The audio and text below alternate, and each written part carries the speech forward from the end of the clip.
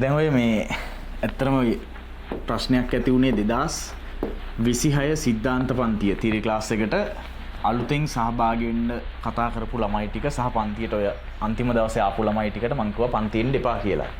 මම දැන්ට 2026 කරගෙන යන වැඩපිළිවෙල පොඩ්ඩක් සාකච්ඡා කරනවා නම් එතෙන්දී ඔයාලට පැහැදිලි වෙයි මොකක්ද ඇත්තටම සිද්ධ වෙච්ච ප්‍රශ්නේ එක වෙන්න හේතුව ඒ ටික පැහැදිලි වෙයි. හරි 2026 මගේ යන වැඩපිළිවෙල මම පොඩ්ඩක් පැහැදිලි කිරීමක් කරන්නම් ටක් ගාලා.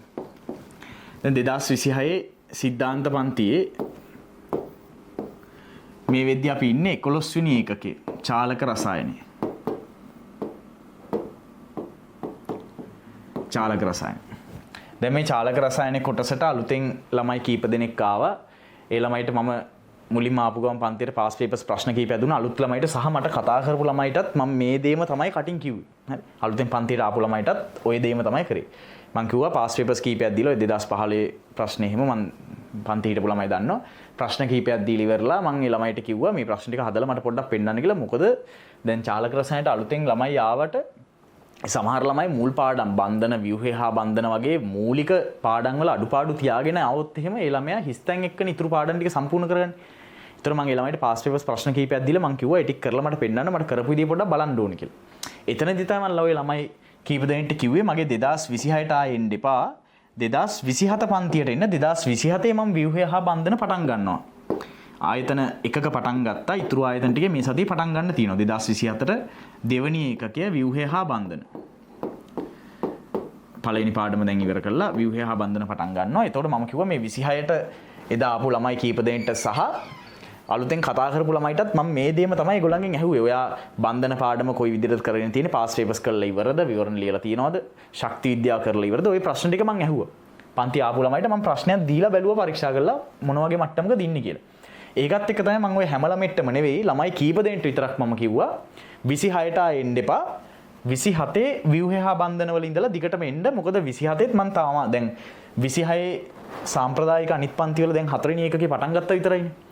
මම 27ට පටන් ගන්නවා තව මාස දෙකක් යද්දි 4 වෙනි එකකේ. ඒතකොට පහු වුණොත් මාස දෙකමාරක් විතර පහු වෙන්නේ. 26 ළමයිට 27ට ආවයි කියලා.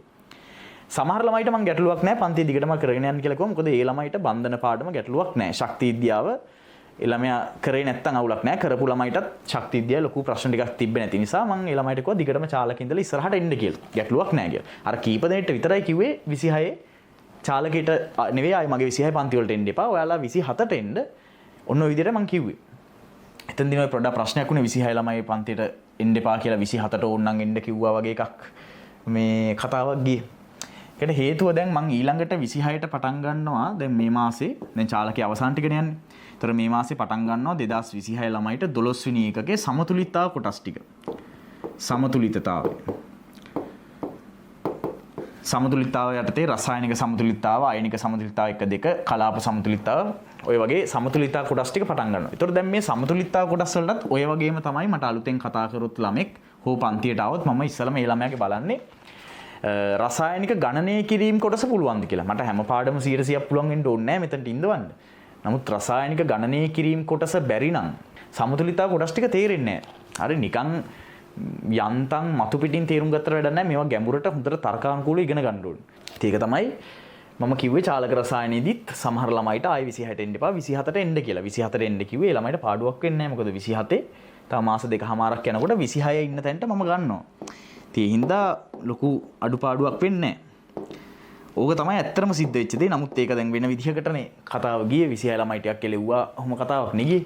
එහෙම දෙයක් වුණ නැහැ. ඒ ළමයිගේ දැනුම පරීක්ෂා කරලා ප්‍රශ්න ටිකක් දීලා 26 ඉදිරි පාඩම් වලට වාඩි වුණොත් ඒ ළමයට අසාධාරණයක්. හරි ෆීස් ගෙවලා වාඩිලා ඒ ළමයට මේක මතු පිටින් විතරක් තේරුනොත් අපරාධේ. ඒකට හේතුව එයා මූලික සංකල්ප දන්නේ නැහැ. දෙවෙනි පාඩම් බෑ කියන්නේ බන්ධන බෑ කියන්නේ එතන ඉහට ගොඩක් පාඩම් එයාට තේරෙන්නේ නැති වෙනවා. ඒ නිසා ඒ පාඩම් ටික ඉගෙනගෙන ඉන්න ඕනේ. ඉතින් ඒ පාඩම් ටික උගන්වන්නේ මම නැවත 27 නේ. ඒකයි මම ඒකට එන්න කිව්වේ. හරි. අනිත් ළමයිට ගැටලුවක් නැහැ. ඊළඟට 2027 ගැන පොඩි දැනුවත් කිරීමක් කරනවා. 27ටත් ඔය වගේම ප්‍රශ්නයක් ඉස්සරහට වෙන්න පුළුවන්. හරි. 24ට දැන් මම ව්‍යුහය හා බන්ධන කියන පාඩම එක ආයතනයක පටන් ගත්තා. ඉතුරු ආයතන දෙකේ මේ සතියේ පටන් ගන්නවා. දෙවෙනි එකකේ 2027 ළමයිට. ඊතර දෙවෙනි එකකේදී මම පටන් ගන්නකොට පළවෙනි දවසේ එන්නේ නැතුව ඊට පස්සේ මැදදී පන්තියට සහභාගී වුණොත් මම පන්තියට ගන්නෙ නැහැ. පළවෙනි දවසේ විව්‍ය හා බන්ධන පටන් ගන්නකොට ආයතන මොකක් හරි ආයතනයක පළවෙනි දවසේ හිටියේ නැත්නම් එතනින් එහාට ඒ පාඩම ඉවරනකම් පන්තියට කිසිම කෙනෙක් සහභාගී කරගන්නේ නැහැ. සහභාගී කරන්නේ නැති හේතුව ඒ ළමයට තේරෙන්නේ නැහැ. පළවෙනි දවසේ මූලික දේවල් ටික බැරුව මැද පන්ති වලට ආවා කියලා තේරෙන්නේ නැහැ. ඒ නිසා සහභාගී කරගන්නේ නැහැ. හරි. එනවා නම් 27ට කවුරු හරි 26 ළමෙක් හෝ වේවා 27 ළමෙක් හරි වේවා 2027 බන්ධන පාඩමට එනවා නම් පළවෙනි දවසේ අනිවාර්යෙන් සහභාගී වෙන්න ඕනේ මොකක් හරි ආයතනයක. කෑගල්ලේ හරි කොළඹ හරි ගම්පහ හරි කිරිබත්ගොඩ හරි මොකක් හරි ආයතනයක පළවෙනි දවසේ සහභාගී වෙන්න ඕනේ. මේ සතිය පටන් ගන්න. හරි. ඕක තමයි කතන්දරේ. බොරුවට ළමෙක් පන්ති වාඩි කරගෙන ඒ ළමයට තේරෙන්නේ නැත්නම් බොරුවට ෆීස් අරගෙන වැඩක් නැහැ. ඒතර ඒ ළමයාට පාඩම තේරෙන්න නම් මූලික දේවල් පුළුවන් වෙන්න ඕනේ. ඒ මූලික දේවල් ටික පුළුවන් කරගන්න ඒ දේවල් සාකච්ඡා කරන පන්තිකට එන්න ඕනේ. ඉතින් ඕක තමයි විදිය. හරි. රයිට්. මොන හරි ප්‍රශ්නයක් තිබ්බොත් මේ පිළිබඳ ආයෙ අර ප්‍රශ්න ගැන අහන්න එපා. 26 අර ඇතිවෙච්ච ප්‍රශ්න ගැන ආයෙ මුකුත් අහන්න එපා. ඒකේ විස්තර ටික කියලා ඉවරයි. මොන හරි ඊට අමතර දෙයක් පන්ති ගැන හරි උගන්වන පාඩම් වල හරි මොන හරි බැරි දෙයක් හරි අහගන්න ඕන නම් මෙන්න මේ නම්බර් එකට මෙසේජ් එකක් දාන්න.